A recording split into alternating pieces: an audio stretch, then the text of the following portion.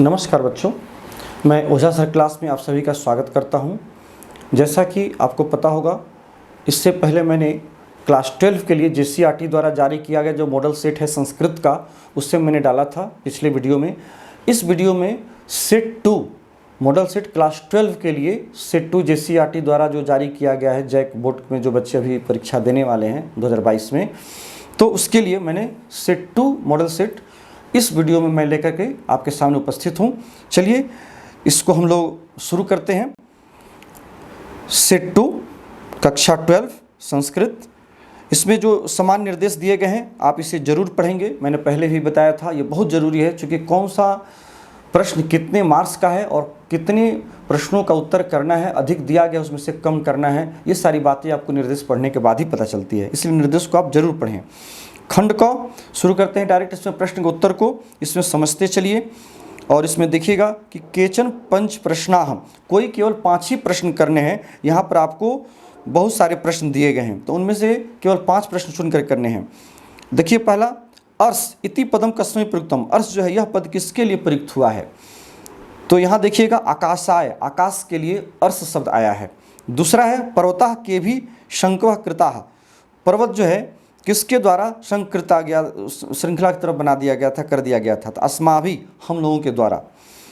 Third है कार्यम समाप्य गृहम प्रत्यागमनम इति कस्य वैशिष्ट्यम आसीत्, कहता कार्य को समाप्त करते ही घर के प्रति आगमन करना, आना, समय पर आना, यह किसकी विशेषता थी? तो श्री नायरस्य, जो श्री नायर थे उनकी ये विशेषता थी कि समय पर वो कार्य को समाप्त करके अपने घर वापस आ जाते थे।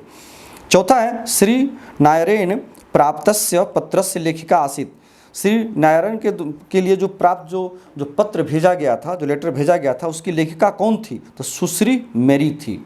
ठीक है, इस स्टोरी को आपने पढ़ा होगा तो आपको पता होगा। फिर पांचवा है बिटपा नाम मध्य भागे कह स्थित आसीत्, बिटपा नाम पौधों के मध्य भाग में कौन स्थित था?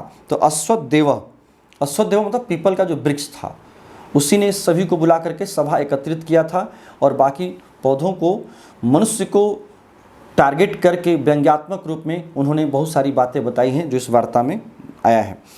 6 में है पशु हत्या केशाम आक्रीडकम, कहता पशु की हत्या जो है किन लोगों का जो है वो खेल के समान होता है? तो मानवानाम अथवा मनुष्यानाम, दोनों में से कोई भी आप एक लिख सकते हैं।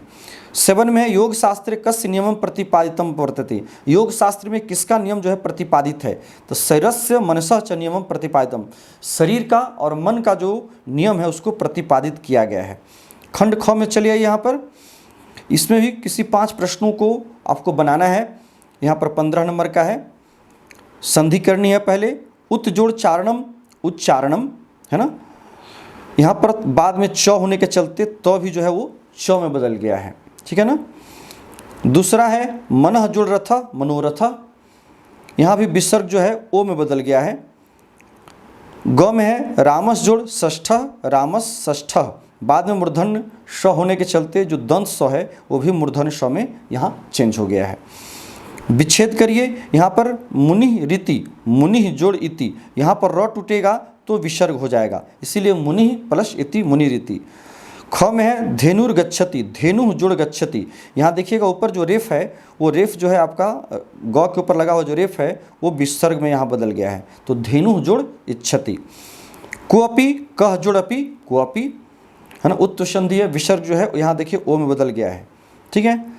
फिर 10th में है समस्त पद बनाना है समास का, पंचानाम वटानाम समाहार इति पंचवटी। ख में है यवश्च गोधूमश्च तंडुलश्च, सबको आप विभक्ति का लोप करके जब मिलाएंगे जो समासिक पद बनाएंगे तो हो जाएगा यव गोधूम तंडुलाह, ठीक है ना।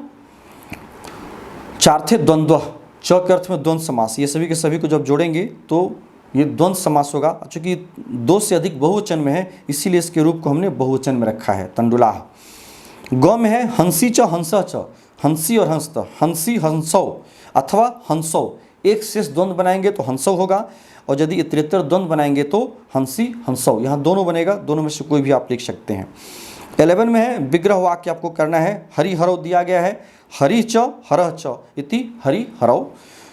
पंचरात्रम पंचानाम रात्रि नाम समाहारः, समाहार अर्थ में 5 रात्रियों का जहाँ समाहार है, पंचरात्रम। फिर सप्तशती, सप्तानाम शतानाम समाहारः, 7 सौकों का जो हाँ समाहार है वो सप्तशती हो गया। 12 में है उचित विभक्ति का प्रयोग करके आपको रिक्त स्थानों को भरना है। इससे पहले भी हम लोगों ने मॉडल सेट 1 में बनाया था, यहाँ भी है। बालका संस्कृतम पठति, बालक जो है संस्कृत पढ़ता है। किससे पढ़ता है, यहाँ शिक्षक शब्द दिया गया है, इसमें आपको उचित विभक्ति लगानी है, तो शिक्षकात हो जाएगा। किस सूत्र से हुआ, आख्यातोपयोगे, जिससे नियम पूर्वक जो कुछ सीखा जाए तो उसमें पंचमी विभक्ति होती है। तो यहाँ पर बालक जो है शिक्षक से नियम पूर्वक विद्या प्राप्त करता है, पढ़ने का कार्य संपन्न करता है, इसलिए इसमें शिक्षकात में पंचमी विभक्ति लगी। ख में है हरिम भजती, मुक्ति, मुक्ति शब्द दिया गया है, तो मुक्ति में चतुर्थी विभक्ति हो जाएगी। तादर्थ्य चतुर्थी, प्रयोजन के अर्थ में चतुर्थी विभक्ति होती है, तो किसके लिए, मुक्ति के लिए वो हरि को भजता है, ठीक है ना। तो मुक्तये सही इसका हो जाएगा मुक्तये, मुक्ति में चतुर्थी विभक्ति लग जाएगी। गौ में है कुटिला नदी, टेढ़ी मेढ़ी नदी है, कहाँ, यहाँ पर क्रोश शब्द दिया गया है। क्रोश मतलब कोश, कोश तक जो है नदी टेढ़ी मेढ़ी है, तो यहाँ पर क्रोशम हो जाएगा, द्वितीय विभक्ति लग जाएगी। यहाँ पर देखिए द्वितीय, क्रोशम, क्रोशम कुटिला नदी अस्ति, कोस भर तक नदी जो है टेढ़ी मेढ़ी है। तो यहाँ पर काला ध्वनो अत्यंत संयोगे द्वितीय, इस सूत्र से जो है काल और अध्वन मार्गवाची शब्दों के संयोग होने पर उसमें द्वितीय विभक्ति होती है, ये सूत्र यहाँ पर बताया गया है। उसी सूत्र से यहाँ पर क्रोशम में द्वितीय विभक्ति हुई है। नेक्स्ट चलिए, प्रकृति प्रत्यय आपका है 13 में, लघु से तल लगकर लघुता बना, पट से अक्त लगा तो पठितः, ये बड़ा ही सब आसान दिया गया है। फिर गम से सत्री, यहाँ पर देखिए गच्छ दिया गया, होना चाहिए वास्तव में गम, गम धातु है, गच्छ धातु नहीं है।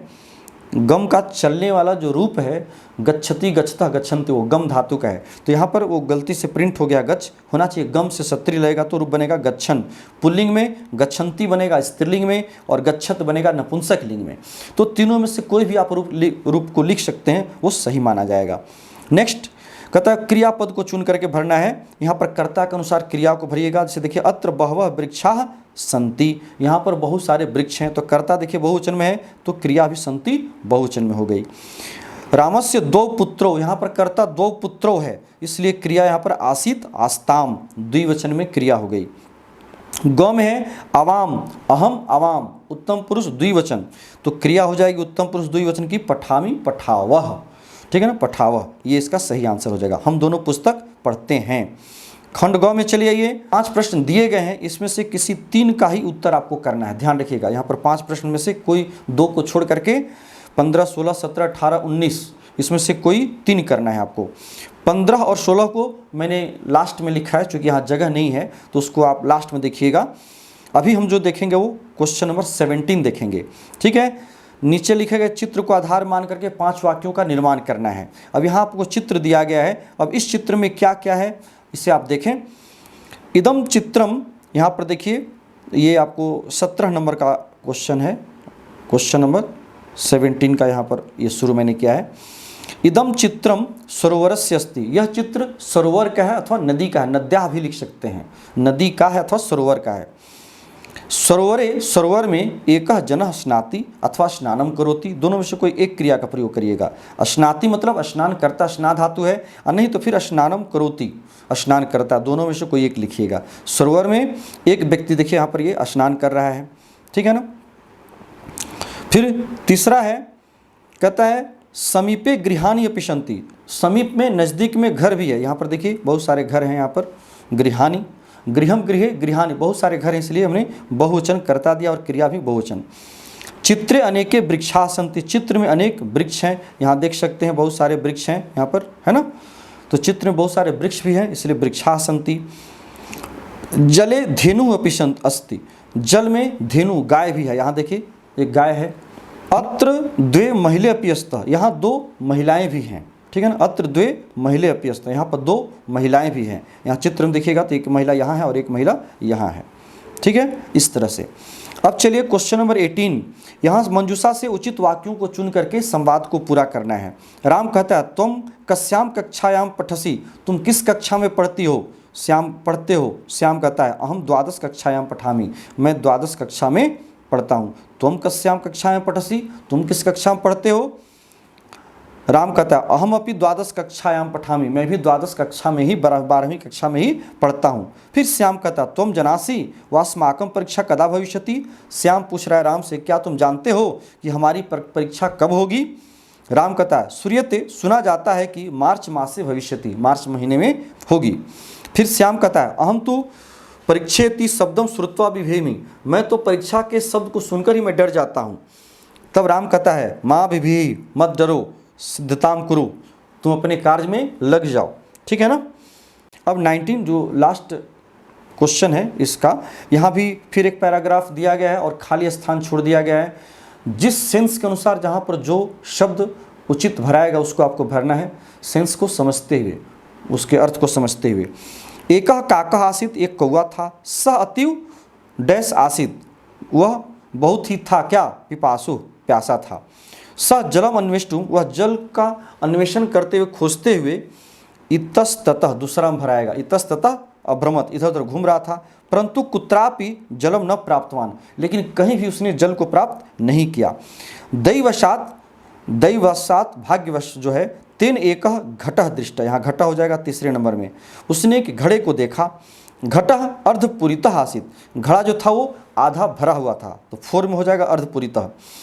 स्वकीयन लघु चंचुना सह, अपने छोटे से चोंच से वह जल को तो पीने में क्या था, असमर्थ आसित, असमर्थ था, समर्थवान नहीं था। तेन एक उपाय चिंतित, उसने एक उपाय सोचा, उपाय भरा जाएगा 6 में। स एकैकम, उसने एक एक लोष्ठम उत्थाप्य, ठीक है ना, उसने एक एक कंकड़ को, ढेले को उठा करके घटे अपात्यत, घड़े में उसने गिराया, डाला, तो 8 में हो जाएगा अपात्यत। लोष्टपातनेन, उस पत्थर के टुकड़े को गिरने से घटस्य जलम ऊपरी आगतम, घड़े का जो जल था वो ऊपर आ गया। काका जलम पीत्वा संतुष्ट अभवत, कौआ जो है जल को पी करके संतुष्ट हो गया। ये स्टोरी बहुत ही प्रसिद्ध है, आप जानते होंगे, कई बार स्टोरी को हम लोगों ने पढ़ा है, सुना है। यही इसमें आपको सभी शब्दों के नीचे मैंने यहाँ देखिएगा, मैंने मार्क्स, ये संख्या को इंडिकेट कर दिया गया है, मैंने कर दिया है ताकि यहाँ आपको सुविधा हो यहाँ भी भरने में। तो इसी के साथ जो है ये आपका 19 क्वेश्चन समाप्त होता है। अब चलिए जो मैंने 2 क्वेश्चन जो पहले छोड़ा था, वो क्वेश्चन नंबर 15 जो पत्र लेखन था 2 दिन के अवकाश के लिए, उससे यहाँ देखते हैं और फिर 16 को देखते हैं। चलिए पहला, सेवायाम प्रधानाचार्य महोदया क ख ग विद्यालय रांची नगरम। इससे पहले भी इसी तरह का पत्र था प्रधानाचार्य के पास, सेट 1 में जो हमने चर्चा किया था उसी तरह से यहाँ भी है। तो वहाँ शुल्क क्षमा के लिए था और यहाँ पर आपको 2 दिन के अवकाश के लिए है, फर्क सिर्फ इतना है। विषय में दीजिएगा अवकाशाय प्रार्थना पत्रम, अवकाश के लिए प्रार्थना पत्र, छुट्टी के लिए प्रार्थना पत्र। महाशया, महाशय, निवेदनम वर्तते यत्, निवेदन है कि अहम भवताम विद्यालय से छात्र अस्मि, मैं आपके विद्यालय का छात्र हूँ। मम गृहे, मेरे घर में भ्रातु विवाह अस्ति, भाई का विवाह है, शादी है। अयम विवाह, यह विवाह आगामी मासे, अगले महीने में, पंचमे दिवसे, अगले महीने के 5वें तारीख को, है ना, भविष्यति होगी, शादी होगी।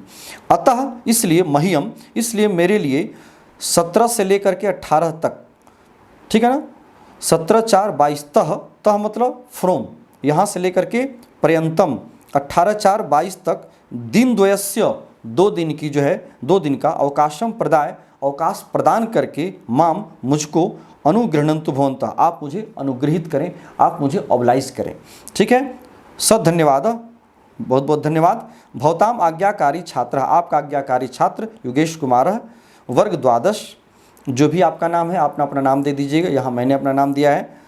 कक्षा 12, क्रमांक 5, अनुभाग अ, अनुभाग मतलब सेक्शन, क्रमांक, वर्ग और तिथि, जिस डेट को आप पत्र लिख रहे हैं उस दिन का आप डेट दे दीजिएगा। इस प्रकार से आपका ये जो लेटर है, प्रिंसिपल के प्रति जो आवेदन पत्र है, वो आपका एप्लीकेशन पूरा होता है।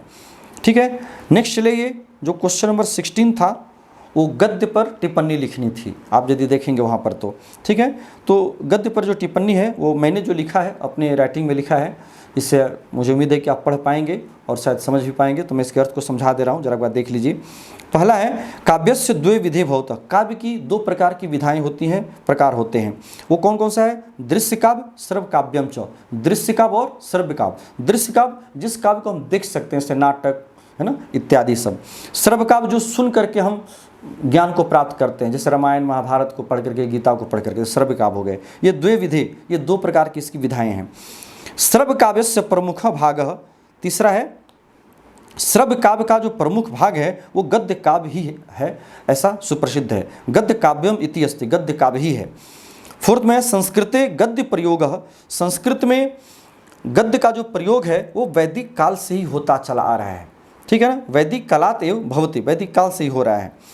संस्कृते कवि नाम निकषम गद्यम एव भवति, कहता संस्कृत में कवियों का जो निकष माना जाता है, ठीक है ना, निकष मतलब कसौटी, वो जो कसौटी है वास्तव में गद्य की रचना करके ही कौन सबसे बड़े महान कवि हैं उनकी कसौटी को देखा जाता है, उनके कसौटी पर कसा जाता है। अतः गद्यम कविनाम निकषम वदंती, ये जो उक्ति है बहुत ही प्रसिद्ध है। गद्यम, गद्य जो है कवियों का निकष कहा गया है।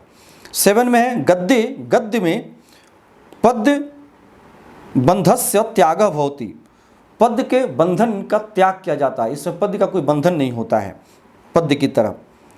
8 में है अत्र भाषा भाव रसानाम च परिपाक भवति, यहाँ जो है भाषा भाव और रसों का परिपाक होता है। 9 में है गद्यस्य भेद द्वयम कथा आख्यायिका च, गद्य के यहाँ पर दो भेद बताए गए हैं, कथा और आख्यायिका। 10th में है कथा कवि कल्पता भवति, कथा जो होती है वो कवि के द्वारा कल्पित होती है, कवि की कल्पनाओं से लिखी गई होती है, जबकि आख्यायिका ऐतिहासिक घटना से युक्त होती है, आख्यायिका ऐतिहासिक घटना युक्ता भवति, ठीक है। 12 में है आचार्य दंडी प्रथमा गद्यकार मन्यते, गद्य के क्षेत्र में यदि देखा जाए तो आचार्य दंडी जो है वो सबसे पहले गद्यकार माने जाते हैं, और इनकी जो रचना है 10 कुमार चरित इति सुप्रसिद्धम गद्य काव्यम वर्तते, बहुत ही प्रसिद्ध गद्य काव्य है जिसमें 10 कुमारों से संबंधित इसमें कथा है। लय प्रधान पद्य बंधात भिन्नम भवति गद्यम, गद्य जो होता है वो लय से युक्त जो पद्य होता है उसके बंधन से ये अलग होता है, भिन्न होता है, तो भिन्नम भवति गद्यम। फिर 15 है लास्ट, वस्तुतः श्रव्य काव्यस्य महत्वपूर्णम भागम गद्यम भवति, वास्तव में श्रव्य काव्य का अगर सबसे कोई महत्वपूर्ण भाग है तो वो गद्य भाग होता है, इसलिए गद्य का बड़ा ही महत्वपूर्ण स्थान है। तो इस प्रकार से ये आपका जो सेट 2 है, संस्कृत का जो मॉडल सेट है वो क्लास 12 के लिए यही पूरा होता है। फिर नेक्स्ट सेट 3 हम लोग देखेंगे नेक्स्ट वीडियो में। आप हमारे चैनल को देखते रहिए। आपने यदि हमारे चैनल को सब्सक्राइब नहीं किया है तो ज़रूर करें, अपने मित्रों में शेयर करें। चलिए, बहुत बहुत धन्यवाद, थैंक यू।